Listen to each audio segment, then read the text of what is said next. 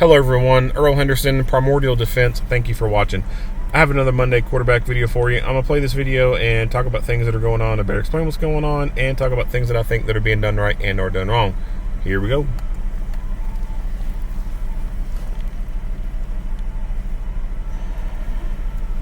Hello everyone, I'm Lieutenant Rod Grassman, Public Information Officer for the Sacramento County Sheriff's Office.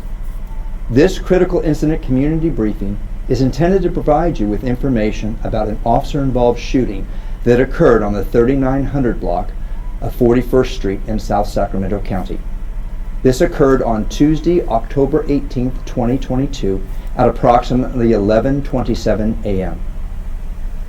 You're about to hear the original 911 call to the Sheriff's Office Communications Center and see body-worn camera and drone footage. In addition to the relevant audio and video of this incident, at 10:10 a.m., the Sheriff's Communications Center received a 911 call transfer from the California Highway Patrol. This is 911 number C. What are you reporting? Hi, I need somebody. I'm leaving my house, but I need to report an assault. My dad put out a shotgun on me right now, and he was beating up his girlfriend. Where did that happen at? Left right now. 41st Street. Apartment number 2. I left. He's still in there. He had a gun. Okay. Any pointed it at you, or? Yes. What's your name? I'll transfer the sheriff. He's about. What is your name? I'll transfer the sheriff. Okay, so this dispatcher is, or this 911 call taker is with the California Highway Patrol. He is talking about transferring this call to the sheriff's office. Now, I've briefly talked about this before with other videos, or talked about dispatch in some other videos. And each video, it may vary about what I talk about with the dispatch. But long story short, dispatch centers are not all the same all across the nation. Each state may do something a little bit different than the other. You may have some states out there, as far as their state police, they could be, doing the same thing as, 3 other ones do.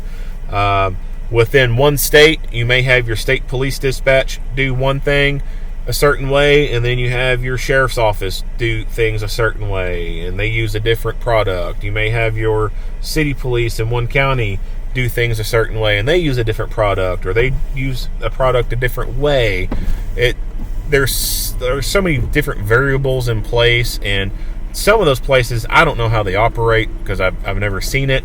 For example, let's say like New York City. Like, I ain't got the slightest fucking clue how their dispatch center works up there, but I know that it is such a large place that they don't have one police station that has a dispatch center in it.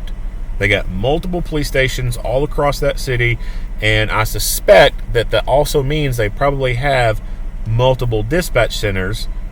Maybe not as many as the precincts, but probably got 1 or 2 centers across that city.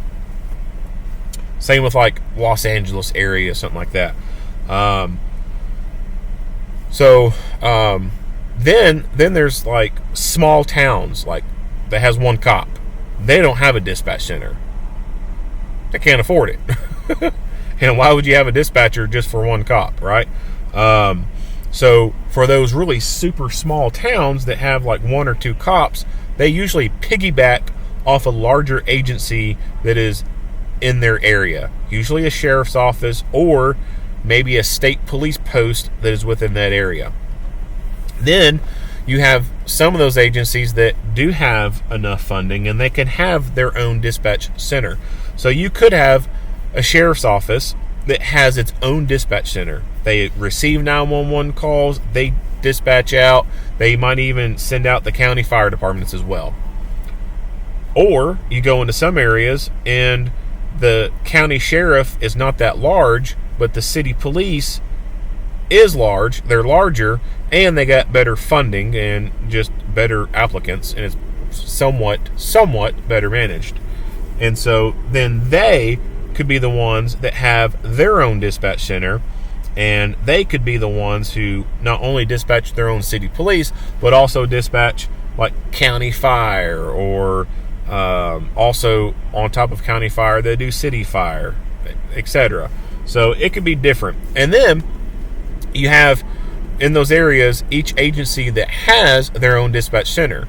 So like in my area, our sheriff's office has its own dispatch center. Our city police has its own dispatch center. Our campus university police has its own dispatch center.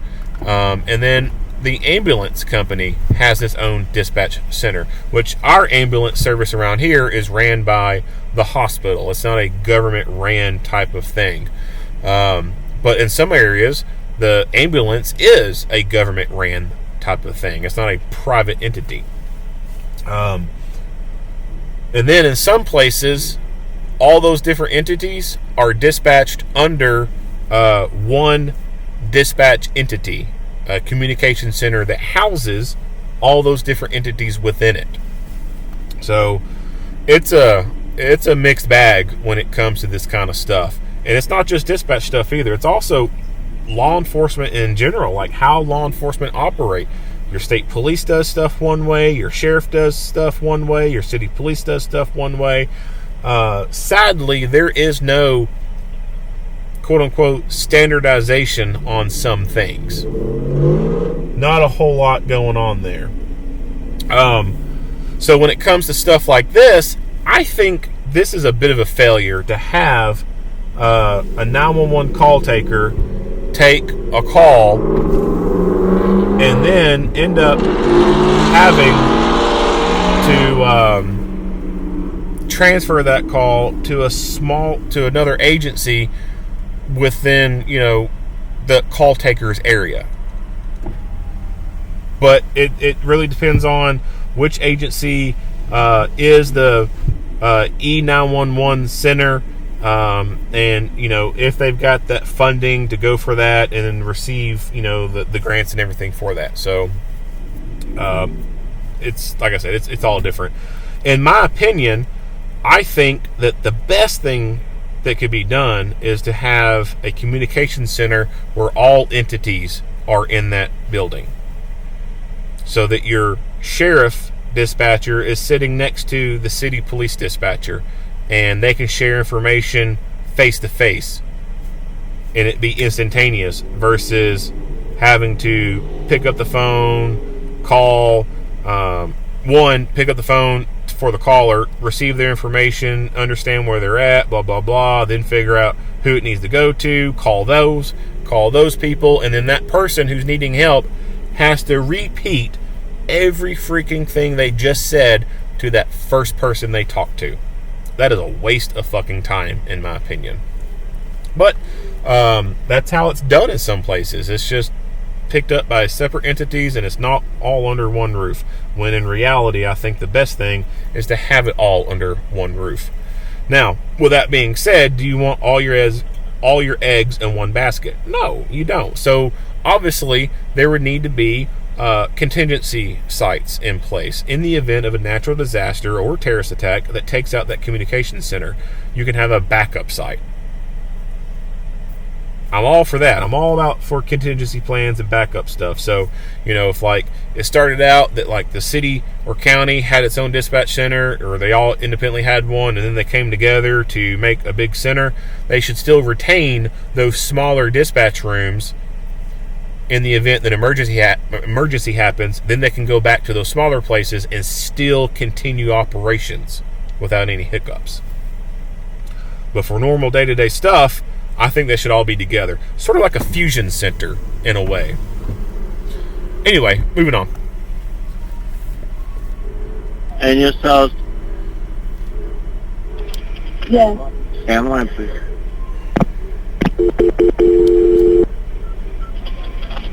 I don't know, it was weird as fuck. I can't. Just let me announce the call, okay? Hold on. Okay. 911, what's your emergency? Let's see. Hi, Ma'am, they'll need the address from you. what was that? This is the sheriff's office. What's the address you need help at? 41st Street, number 2. I left, but my roommate is still there. My father was beating her up, and he pulled a shotgun out, and I left. I took my son and I left. Okay, what's your name? Who was beating her up? My father, Vincent Martinez. And who was he beating up? Is this your sister or? No, his girlfriend, which is my roommate. What's your dad's name? Vincent Martinez. Just a quick description. Is he white, black, Asian? He's Hispanic, bald. Bald? How old is he? 54, 55. His birthday's 67. Thank you. Do you remember what he's wearing? What color shirt or pants? He was in, I can't even remember. It was like a black shirt, but it all happened so. And you said he's armed with eyes, and he had a shotgun. I think he does meth. He was on something. I had to leave. He pulled out a shotgun. I don't know if she's okay. I just got my son and ran out. And you said it's his girlfriend. What's her name? And how old is she? Give or take. He's around the same age as my dad. Anybody else in the house? No. Do you know if Jenny needed an ambulance when you left? No. I seen her sitting on the bed crying. She said she was calling the cops too.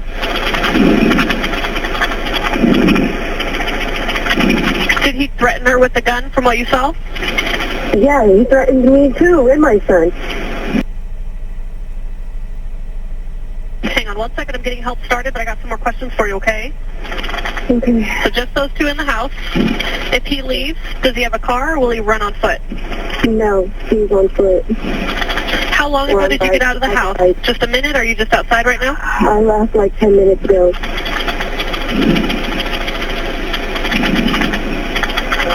I'm still in the area though.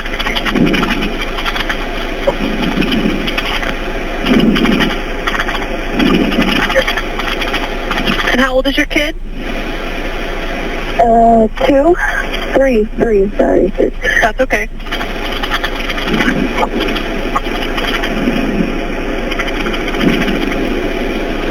Where are you now? I'm just down the street from my house. Are you on foot or are you in a car? I'm in the car. What color and type of car are you in? I'm in a Cadillac. Cadillac? Gray Cadillac. I left my other car at home, yeah. Gray Cadillac, like a sedan or a truck or SUV? Yeah, it's a sedan. Sedan, okay.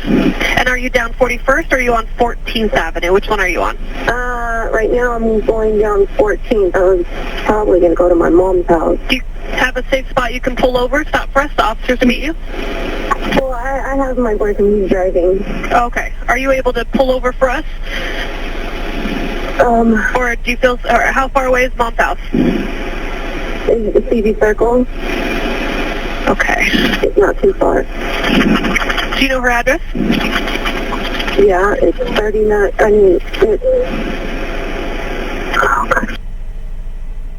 CD, how do you spell CD? Oh, okay, never mind. I'm just going to go to my boyfriend's grandma's house. It's right here down the way. Can you tell me that address? It's 35th Street. 35th Street, okay. Thanks for...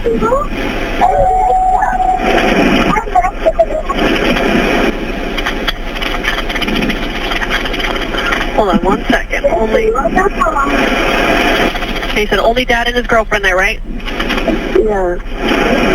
Yeah, and if he leaves, it's probably on bike. He does have a bike.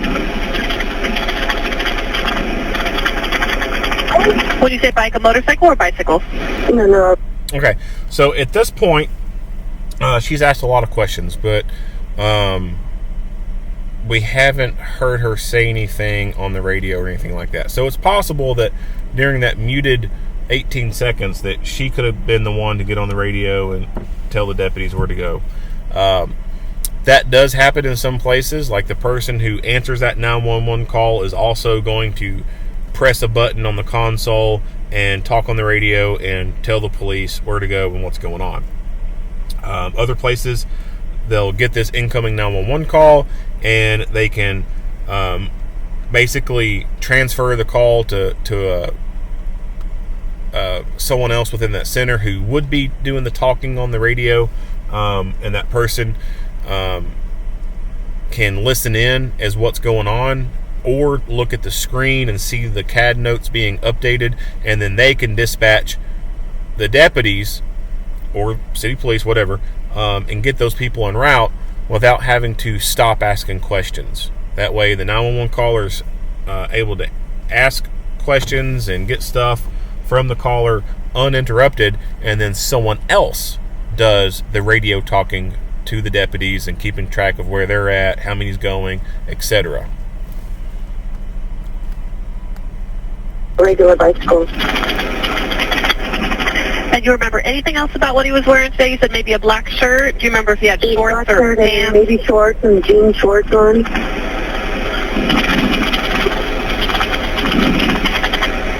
Any other firearms in the house, or just the one that he had, as far as you know? What was that? Did he have any? Did he have any other weapons in the house, or just a shotgun? Honestly, I don't know what he has in his room. But just the one I've seen. He might have another one. Was he high or drinking that you know of? Well, he drinks daily, and he does. I know he smokes crystal meth. Okay.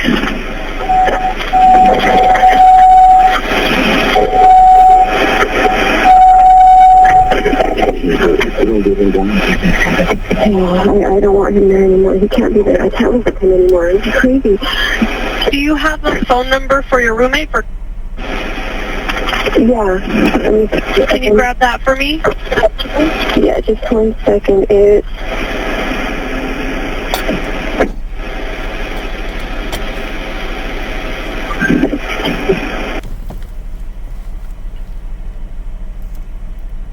And that's a 916 area code? Yes. Okay. Because there's a domestic violence issue or disturbance going on there, we're probably not going to call her because we don't want to put her in any danger by calling. But I'm just going to put that number in the call in case we end up needing to reach her that way. Okay. You haven't talked to her since you left, right? No. Okay. No, I haven't. Did she have any injuries when you left that you could see? No, not that I can see. I mean, I just heard her screaming and he was yelling and telling her to shut up, and then he came out of the room with a shotgun and he started pointing it at me and my son, talking about what did I do and if I called them. And paranoid. And okay. Well, I'm glad that you and you got your son out safe. You see your son? Yes. Yeah, I'm glad you and your son out safe with your boyfriend. You guys are heading to Grandma's house. I just want to make sure I got that one right. That's 35th Street, right? 35th Street? Yeah. Okay. Hey, can you keep your phone on you? The officers may give you a call if they want some more intel on, what to expect when they go to the house to check on. Okay? So keep your eye on your phone and answer if you see any blocked number, okay? Okay. All right, thank you. Bye. Thank you. An adult female caller stated that her father, Vincent Martinez, was assaulting his girlfriend, who was also the caller's roommate, and that Martinez was armed with a shotgun. The caller described her father as a 55-year-old bald male wearing a black shirt. Additionally, she stated he was most likely high on methamphetamine. The caller was able to exit the home, but not before her father threatened her, her 3-year-old son, and her boyfriend with the shotgun. At approximately 11:13 a.m., Sheriff's Office critical incident negotiators and Special Enforcement Detail team members arrived at the residence to evacuate surrounding homes and contain the scene. Based on the most current intelligence, SED formulated a plan to enter the home to rescue the hostage if circumstances allowed, as well as a plan to use a canine and less lethal option if he exited by himself. Deputies made PAs while negotiators called into the residence requesting Martinez to exit peacefully. Martinez was defiant and told negotiators he was armed with a sawed-off shotgun and a 9mm handgun, and that he was going to shoot a deputy and his girlfriend in 3 minutes. Is he still armed with a gun? Someone saying the subject is armed with firearms.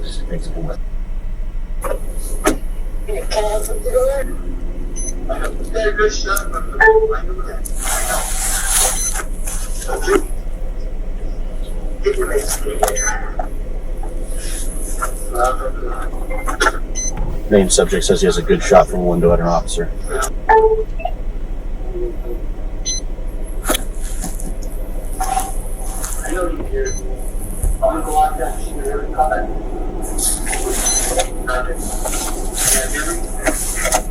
I can hear you, Vincent. You say you're going to come out and shoot every cop. Why are you upset? Vincent, what kind of firearm do you have? Shotgun. Martinez did exit the residence at 11:27 a.m. with the sawed-off shotgun raised in his right hand, forcing his girlfriend to walk out with him as a shield. SED deputies saw Martinez exit the home and gauged from his earlier threats that the suspect's girlfriend and surrounding deputies were in imminent danger of death or great bodily injury. 2 SED deputies fired their weapons to stop the threat. Between the 2 deputies, 6 shots can be heard. The suspect immediately fell to the ground. Deputies rushed to the side of the suspect to secure him so medics could render aid, while others rushed to the victim, who frantically retreated inside the residence after she heard the gunshots. The suspect sustained mortal wounds and was pronounced at the scene. No one else was injured during this incident. The sawed-off shotgun the suspect was holding as he exited the residence had 1 round of birdshot in the chamber and 3 rounds of buckshot in the tube. For the first time, we will show you drone footage from this incident, as well as body-worn camera video. Body-worn cameras are used by all deputies assigned to field duties. They are worn at chest level and capture a general perspective within the line of sight from that angle. The angle of the camera prohibits viewers from seeing everything the deputy is seeing and experiencing. He's got a gun. He's got a gun. Get her. Come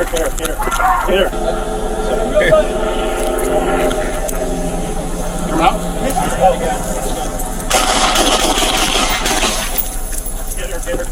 her. Not fucking around the day. All right.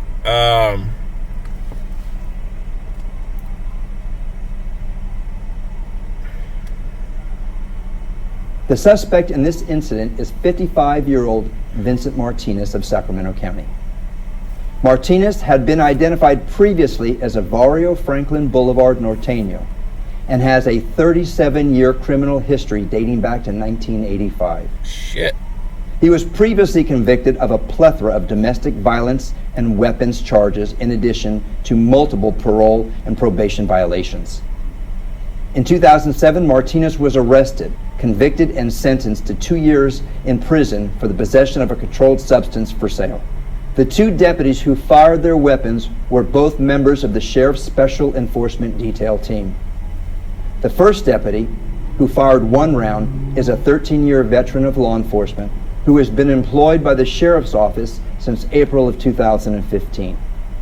He has worked a variety of assignments, including corrections, patrol, and SED for the last 4.5 years.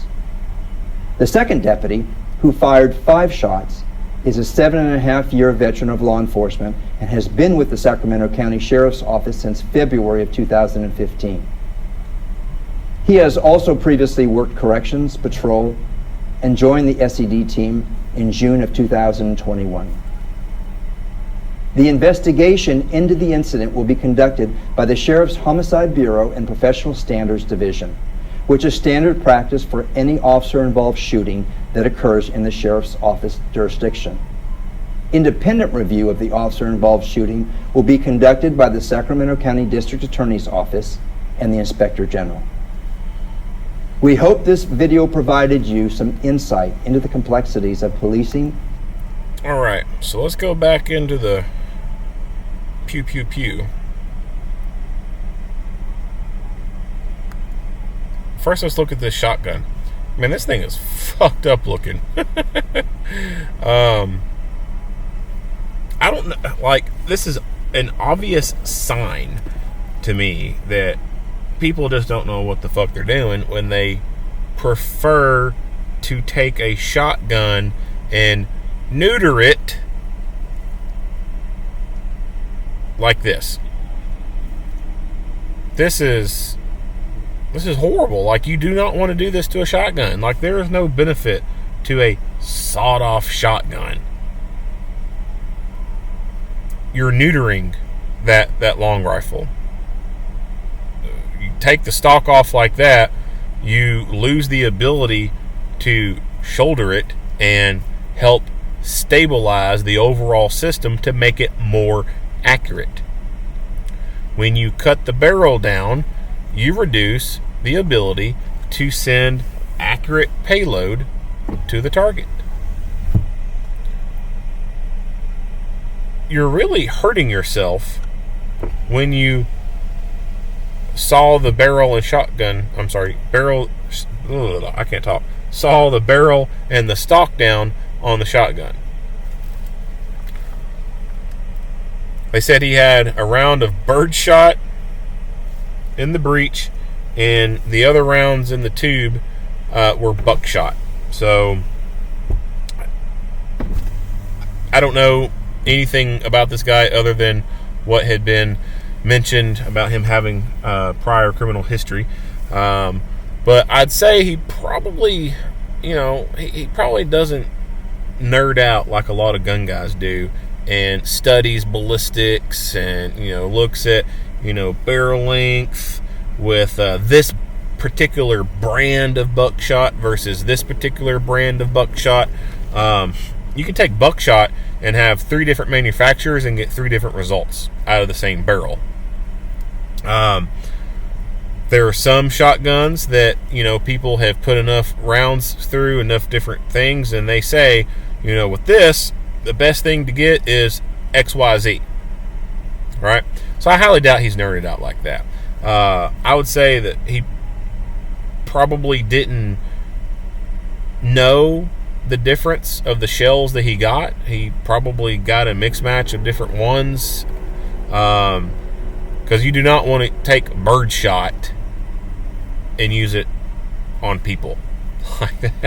I'm not saying birdshot will not kill, or doesn't have any lethalness to it. It most certainly can kill a person, but it's not the most effective thing to use when you're wanting to incapacitate a person. Buckshot and slugs are the preferred payloads when using against human beings. Their incapacitating power is better than birdshot. So, Dum-Dum, 1, neutered his gun, and then 2, probably had no idea what he was even throwing in the gun and thought it all worked the same. So we got this officer here with a rifle, and the other officer has a rifle. Now, they have the K9. They said that they had a couple different plans in place. One plan was if this guy comes out by himself, they were going to attempt to use the K9 on him. But if he came out with a woman, then they were not going to use the K9. Why is that? Well, the dog doesn't know exactly who to bite. The dog just knows he needs to bite someone. Right? So there could be a possibility that they could release the dog, and the dog, not knowing, who's good guy, who's bad guy, could bite onto the hostage. With the bad guy only and him coming out with a gun, I don't think that would be the best decision to release a K9 on someone who has a gun out in their hand, because that just basically means that you are sending that dog to its death with a higher degree of likelihood. Now, if he came out and there was no weapons visible in his hand, then I could see that that tactical gamble, so to speak. Like, all right, he ain't got a gun in his hand, we'll probably send the dog in. And if he happens to have a gun and he pulls it out, then shit. But that's better than he's got the gun in his hand and, let's send the dog, and as soon as the dog gets up to him, boom, now you got a dead dog, and nobody likes dead dogs. Rifles. So they got rifles out, and that's one of my biggest gripes when it comes to these videos. Officers not using rifles. Obviously, this is not a gripe. It's a good thing that they have rifles. And you're about to see why I always talk about bring a rifle, bring a rifle, bring a rifle. Its incapacitating power is far superior to that of a pistol. A rifle is more accurate. It has a longer barrel, more points of contact. The incapacitating power of the rifle cartridge is way better than the pistol cartridge. It can take fewer rounds of rifle to incapacitate a threat than pistol. You could fire 1 to 4 rounds of rifle and rapidly incapacitate a target, whereas you could fire 6 to 12 rounds of pistol before you incapacitate the target. He's got a gun. He's got a gun. Immediately went down. Come out. Come out. Get her. Get her. Get her. Get her. Get her. Get her. Come out.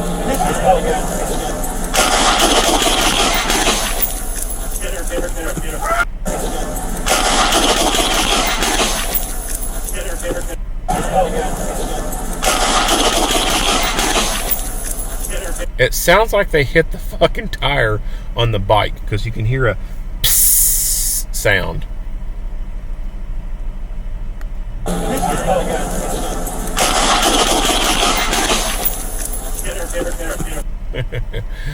So one thing I want to point out, this guy with the shield, how fucking useless this guy is.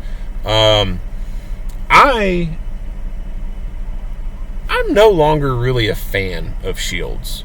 I mean, they seem so fucking useless. They really do. We got a guy holding a shield, but then these two guys step out in the open and do work. So why did he bring the shield? What fucking good is this shield doing? This guy's not even behind him either. Nor is the dog. The dog's got his chew toy there, though. Look at that good boy. I love these dogs. But yeah, I see so many of these videos of people holding a shield, and it's fucking useless. They're the only one who's benefiting from it. Everyone else is out to the side of behind that person and off to the side, or they're not even near that person at all. And it just ends up being useless. They're going to a gunfight, and so to operate a shield, the most effective gun to have when using a shield is a pistol. It's more easily maneuverable. You can use a rifle, but the longer the rifle is and all the stuff on there, it gets very fatiguing holding that rifle up one-handed. Yeah, you can shoot a rifle one-handed, no problem whatsoever. It's the longevity of keeping that fucking thing up is the problem. It weighs so much. That's why it's easier to hold a pistol out in front of you for an extended period of time, because it just doesn't fatigue you as much or as quickly as a rifle will. So that means that you're taking a pistol to a gunfight. And what's the biggest thing I bitch about? Bringing a fucking pistol to a gunfight. That's the last fucking thing you want to bring to a gunfight, is a damn pistol. You want to bring a long gun. So the shield itself means the person who's at the front of that stack has a pistol, which is what you do not want for a gunfight. And everyone else is going to be off to the side of them anyway, and not even 100% covered by the shield. So what's the fucking point of having the shield if no one's going to be fucking behind it? I'm not going to say they're 100% completely fucking useless, but for the most part, they're kind of fucking useless.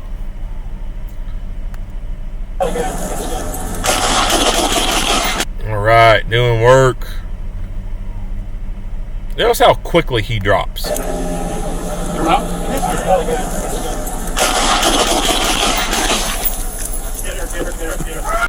At that point, like, this dude, like, he is physically incapacitated. Like, there is no more fight in him. That's why you want rifle. It stops the threat Ricky fucking tick quick. A pistol, if they had fired pistols at him, well, hell, there's a possibility he may not have went down that quick. There's a possibility he could have turned towards them and fired at them. Now, luckily, that first round out was going to be birdshot, but still, at that range, birdshot to someone's facial area, that's going to fuck them up. You get pellets in the eye, hell, that could blind you for the rest of your life.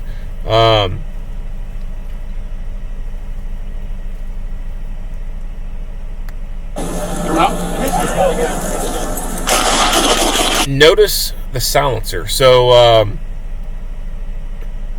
of course, these are guys who are on a specialized team, right? And in some places, it is only the specialized teams that have things like silencers. There are some places out there, some agencies where the regular patrol guys get silencers on their rifles too. But I think that in comparison to them and special units, I think special units probably outnumber the regular officers in terms of having silencers. I don't think it needs to be that way. I think all patrol rifles should have silencers on them, because it makes a person a better fighter, or it doesn't so much make them a better fighter, but in terms of communication, it can make them a better fighter. It gives you advantages. So a silencer, number one, is not silent at all. The term silencer is actually kind of misleading. And of course, Hollywood is the biggest culprit for this. Hollywood leads people to believe that silencers make guns damn near silent. They don't. The only way you can get a gun to be super fucking quiet is take a .22 caliber weapon, have a bolt lock. Like if you got a rifle, it locks the bolt so it doesn't go back and forth when it fires, or some type of locking mechanism that keeps the gun from cycling on its own, like a one-shot kind of thing. That's the only way to get anything to damn near silence. And you got to use the subsonic ammunition. Other than that, even if you do have a .22 that doesn't have one of those lock things on it to keep the bolt from moving back and forth, you're going to hear noise. You're going to hear the action of that gun as it fires. You're going to hear the bolt going back and forth. And if you're not using subsonic ammunition, you're going to hear the rounds going by, or the rounds flying are going to be making noises. Anything above 22, it's going to make a very noticeable sound. And that's why a lot of people call these suppressors. Suppressor is a more accurate word for it. But that is not what was on the patent when it was invented.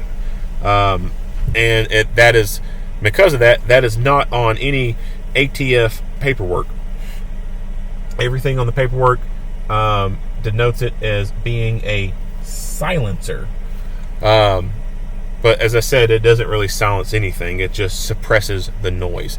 And so the best way that I could kind of describe it to regular people is it's like a muffler for a car. It just makes it a little bit quieter. Like you turn a car on, you still hear that damn thing running. Unless it's like an electric Tesla or something, then you don't hear it running. But as far as a gasoline or diesel powered engine car, you turn a car on, you're going to hear it running, but it's not very loud. And the reason being is because it has a muffler on it. Now, if you ever go out to like a demolition derby or figure eight racing and it's a fucking junked out car, or the body of it looks junked out, those cars are probably going to be loud. Or if you ever had your catalytic converter stolen, or knew someone that had one stolen, or you saw an old beat up piece of shit looking car with muffler problems driving through town and it was loud as fuck, that's that. You understand, how a muffler can make a car sound a lot better, a lot quieter, more easier on the ears. And that's what these silencers do. It doesn't completely take the sound out or make it so freaking quiet that you can't barely hear it. It takes it down to a decibel that is more comfortable for your ears. And in terms of these, they are at hearing safe levels. So when you actually look at the sound decibels that a rifle creates, and then the sound decibels of a rifle with a silencer on it, it's not that huge of a drop. It's really not. Like, when you look at the numbers, you're like, wow, that's damn near fucking nothing at all. But when you actually shoot the damn thing, you obviously know, you feel that difference. So if you've ever shot a rifle without a silencer on it, you did not have hearing protection on, you know how fucking loud that is. And you know how much comfortable it is when you have your hearing protection on. So imagine, if you've never shot a silencer before, imagine that hearing protection being doubled, I guess, maybe.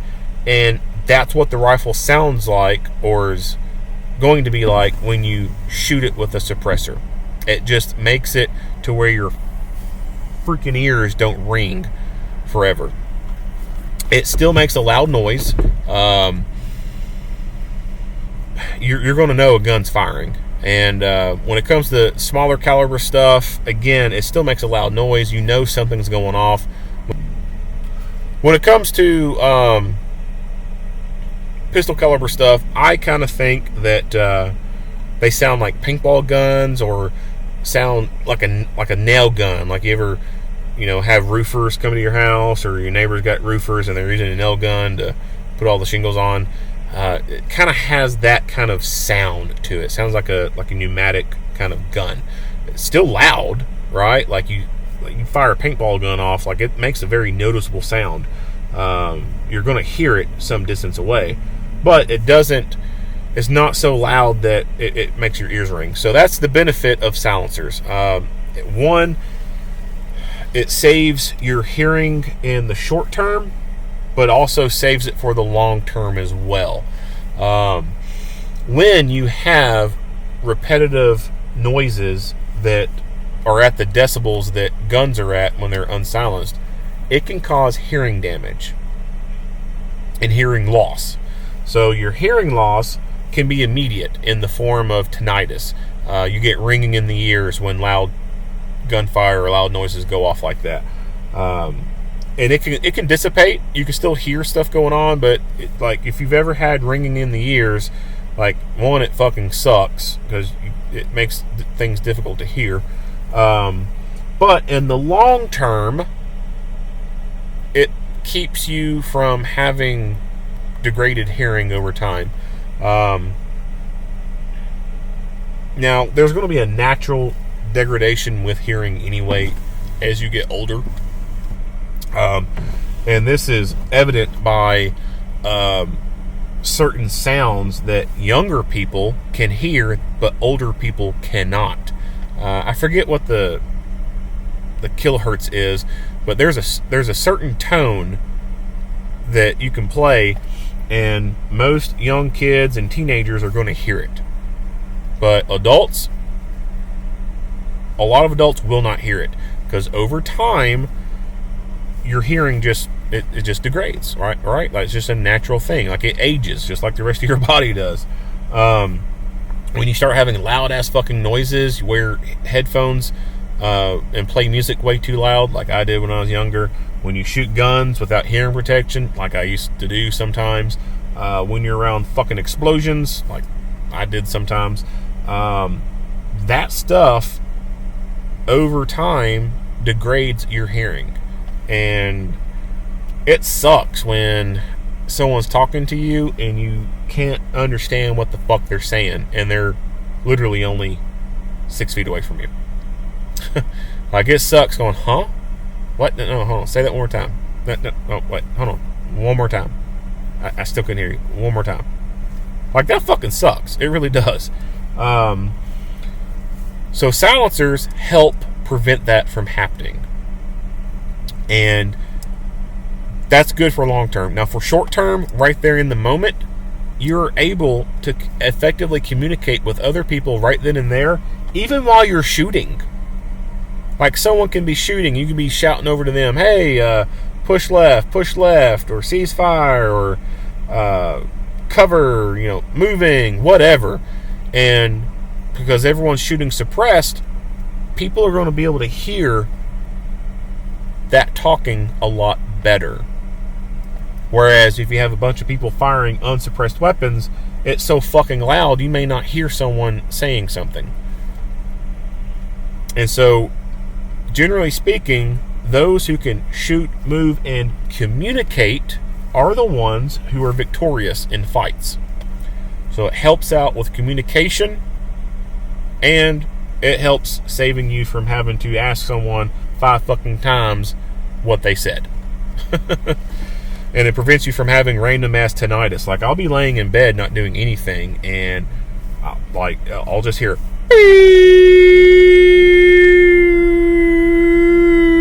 goddamn ringing in my fucking ears, and not even have the TV on. Like, I'd be in a silent room and that fucking shit just pops up.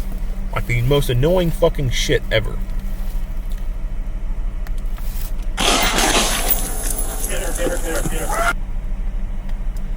So this drone footage is pretty cool.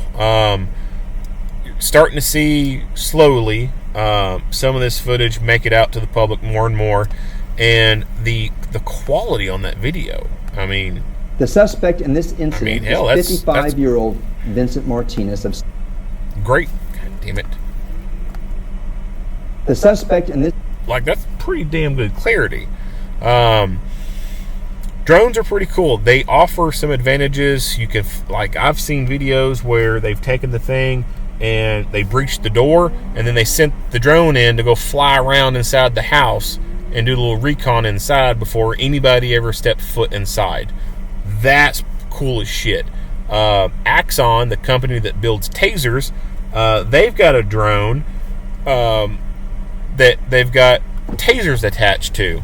And they're saying, their marketing employee for this was, they could be used in active shooter things or, stuff like that. And they fly the drone around and boom, shoot someone with a taser from the drone. That's still kind of a cool concept, being able to do something like that. But in situations like this where, there's some standoff, you got some perimeter set up, a person's holed up somewhere, it is a game changer when you could send a drone in and let that be the thing to soak up bullets versus a dog or a person. So I think these things are well worth their money. And even if it does get destroyed in an incident, insurance will fucking cover it anyway. It's not like you got to dip out of your fund to buy another one. But that first initial purchase may be kind of like, oh shit. Because some of these can get way up there in pricing. Aside from this kind of stuff, they're also great for search and rescue. You can put a thermal camera on it, send it up, and you can do a hasty search for several hundred acres like that.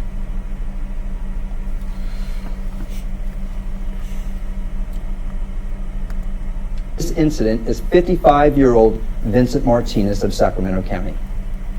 Martinez had been identified previously as a Barrio Franklin Boulevard Norteño and has a That's a long-ass name. Identified previously as a Barrio Franklin Boulevard Norteño and has a 37-year criminal history dating back to 1985. He was previously convicted of a plethora of domestic violence and weapons charges in addition to multiple parole and probation violations. In 2007, Martinez was arrested, convicted, and sentenced to 2 years in prison for the possession of a controlled substance for sale.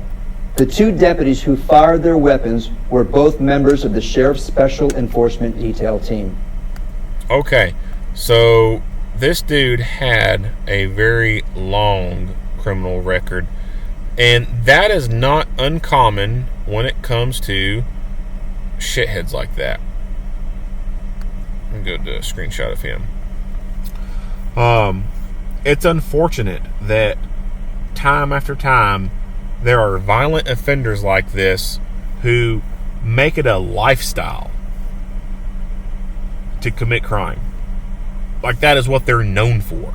Like, some people are known for, you know, like sports, making quilts, drawing art, flying remote control airplanes, like all kinds of shit. Then there's some people who are known for just being a fucking criminal. Like, that's all they fucking do is crime. They fuck shit up, they steal shit, they hurt people. That's all they fucking do. But our society seems to be fucking stupid and thinks that people like this can be rehabilitated and then let back out into the community.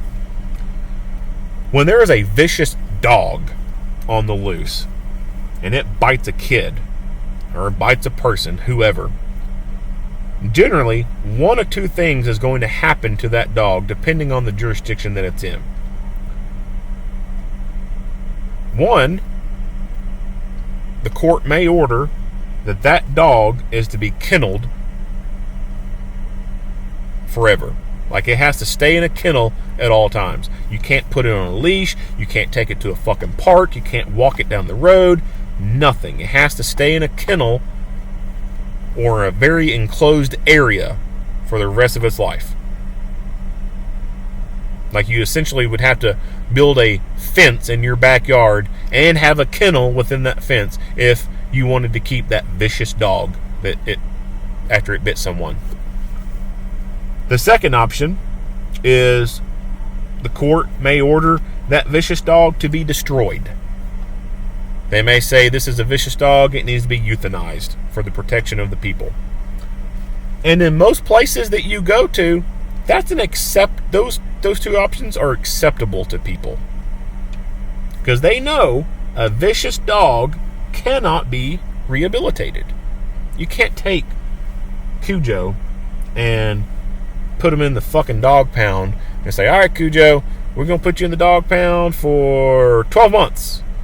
And when we let you out, you're going to be rehabilitated and you're not going to want to go bite people, are you? Nah, because you're going to be a good boy, aren't you, Cujo? Well, what happens after your Cujo spends 12 months in the dog pound and you let him back out? Cujo goes back to doing what Cujo knows to do, being a vicious dog.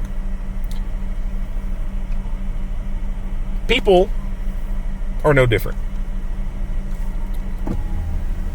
People like this are vicious people. There is no rehabilitating people like this. None whatsoever. They will be vicious until they are physically incapable of being vicious. And even then, they're still going to be a fucking dick. They're going to be a little asshole to be around. They might be walking with a walker or confined to a bed and not able to physically do much, but they're still going to be an asshole to be around. This guy, for 37 fucking years, has been in and out of the criminal justice system. Been in and out of jail, been in and out of prison. Did it rehabilitate him? Fuck no, it did not. He continued to hurt more people. He continued to commit more crimes. But like I said, our society seems to be incredibly stupid and think that vicious people can be rehabilitated, that vicious people need to be given second chances. It don't need to be like that. In my opinion, two options.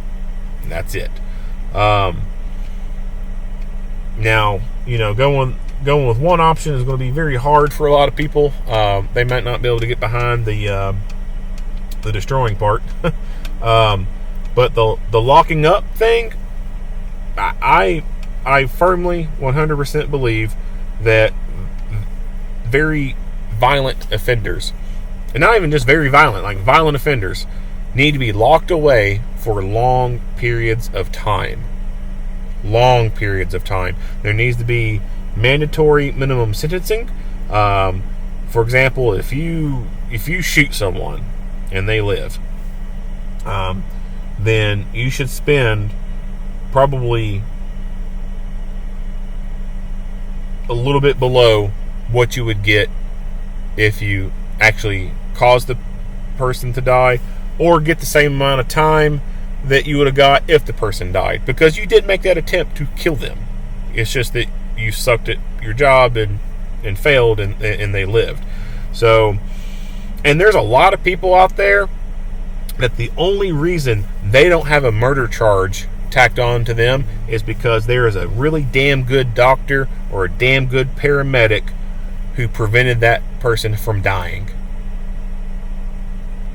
And that medical technology is the only thing that keeps hundreds of dudes from having murder charges, because the people they shoot don't end up dying. Now, if we had 1930s level medical technology, our murder rate would be a fuck ton higher than what it is right now.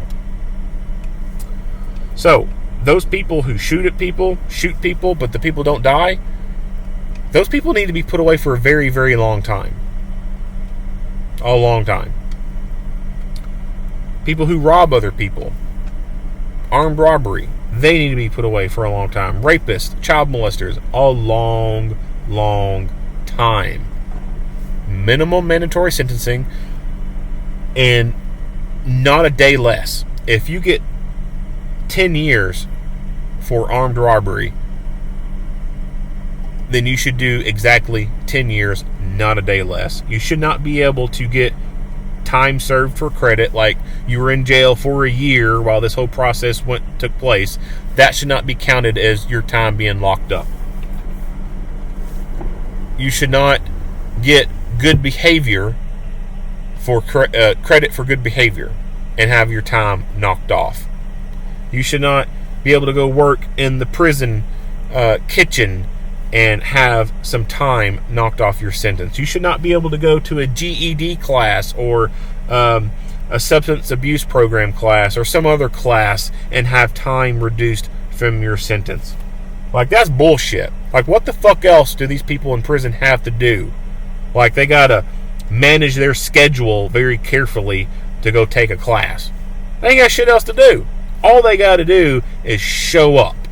Like, how fucking hard is that for someone in prison who can't go anywhere? They're stuck in one fucking place. So yeah, these dudes, they apply for SAP classes, GED classes, they just show up, pass, and then boom, they get months shaved off of their sentence. So there are people who literally get a 10-year sentence, and they get told that they only have to serve 70% before they're eligible for parole, or 60% before they're eligible for parole. So if they get 10 years and they say that you're eligible for parole after 60% of your sentence, then after the 6-year mark, they go up for parole.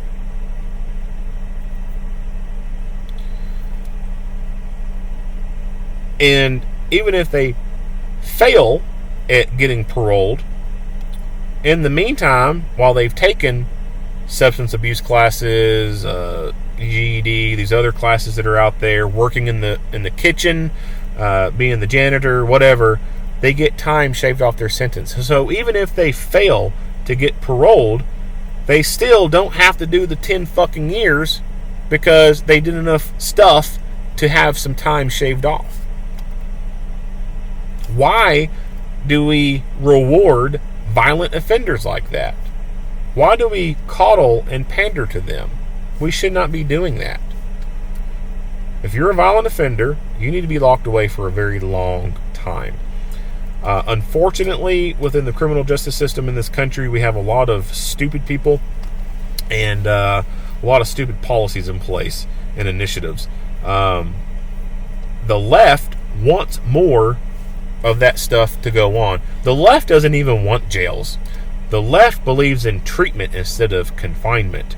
The left believes that criminals are victims. They believe that the gangbangers are poor little victims who've been traumatized in their life and they need special treatment. They need trauma-informed care because they're so vulnerable. It's fucking bullshit. But we do need justice reform, just not the way they envision it. The justice reform that we need is to be hard on crime, to make these mandatory minimum sentences for violent offenders become reality, to take away the ability for a prosecutor to give a murderer a plea deal. Why the fuck are we giving deals to murderers? Like, what bargaining chip do they bring to the fucking table? Nothing. They're a murderer. They're a fucking piece of shit. We should not just be offering them deals. But unfortunately, that happens. And so, you've got people who have intentionally murdered people out there, and the way the stupid fucked up system is working is they're giving them plea deals and saying, well, if you plead to this, we'll, instead of charging you for murder, we'll give you a reckless homicide or a manslaughter. Or instead of going for this amount of years, or instead of going for the death penalty, we'll do this if you take the deal. That's bullshit. That should not be happening at all. So we should legislate that out of existence. And do a couple other things to make the criminals, number one, fear the criminal justice system again, because they don't really truly fear it. They don't like it. It is an annoyance to them. That's why some of them, or not some of them, that's why they still run from the police, because it's still annoying to be locked up. But they don't fear being locked up. Prison and jail is really just an extension of the streets. It's an extension of the fucking hood. That's all jail and prison is. Whatever street you got in your town that is known as the fucking ghetto, where all the crime goes on, your local jail is just an extension of that street. Because all those fucking hoodlums in that area are in that jail. It's just a more controlled environment of the streets. All the same players are in there. It's just they're actually being watched and somewhat having to do what they're told to do. So they should be made to fear the criminal justice system. But secondly, it is to keep innocent people safe from these violent people. And by keeping them locked away for long periods of time means that they will not be out and about with us and hurting us. So at time of recording, it is right now, it's Thanksgiving. So this month there is a active killer incident in Colorado at a place called Club Q. And that person involved in the killing, he had been involved in an incident back in June of 2021, and he did things that were felonies, and there was a miscarriage of justice, and he was not fully charged for all that stuff. And had he been fully charged for all that stuff that he did, then there's a damn good chance that his ass would have been sitting in jail to this day and would not have been able to go into that club and kill those people. He may have went into that club and pulled the trigger and killed those people, but where he committed those crimes at, the prosecuting office, they killed those fucking people too, because they failed to do their fucking job. They failed to lock the criminal up. And what this motherfucker do? He went out and killed innocent people. People who were too soft to even think about fucking hurting other people. Unacceptable. Unfucking acceptable. So when the left talks about wanting to take away qualified immunity, you know what? Let's do that. But we'll only start with the courts. We'll start with the courts, and we'll put the judges on that fucking list. They don't get qualified immunity anymore. We'll put the prosecutors on that fucking list. I guarantee you things will start fucking changing then. People who are on parole boards, put them on that list too. Guarantee you we'll start seeing more motherfuckers locked up the way they need to be locked up.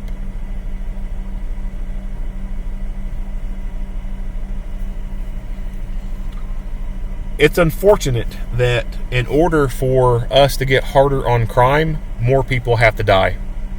That's bullshit. We got a lot of people dying unnecessarily right now, but it's just not enough to get people to be pushed over that edge to be like, we gotta fucking do something right now. And if they do get to that point of we gotta do something right now, they completely go towards something else that makes no fucking sense, like gun control. These people are wanting to push for more gun control, more gun control, more gun control. That's not going to fucking solve anything. Like I said, this dude who went in there and killed those people, he did shit a year ago that could have put him away for years. But they didn't fucking do it, and he went and killed those people when he could have been in prison.